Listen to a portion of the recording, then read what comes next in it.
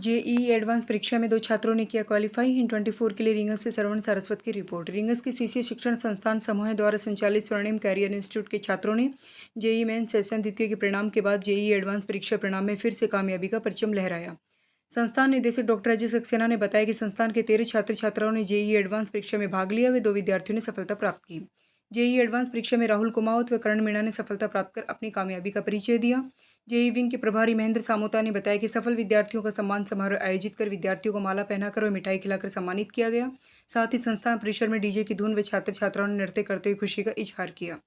सभी छात्र छात्राओं को संस्थान संरक्षक रमेश चंद्र सक्सेना, सह निदेशक कविता सक्सेना, कोऑर्डिनेटर रघुवीर सिंह तंवर, महेंद्र कुमार महिला, प्रदीप सैनी, रमेश हरितवाल, मुकेश देवंदा, पिंटू कुमावत, मुकेश मिल, भागचंद कुमावत, अर्जुन राजौरिया, दिनेश सैनी, पंकज बागड़िया, सुशील मीणा सहित सभी स्टाफ साथियों ने बधाई दी व उज्जवल भविष्य के लिए शुभकामनाएं प्रेषित की।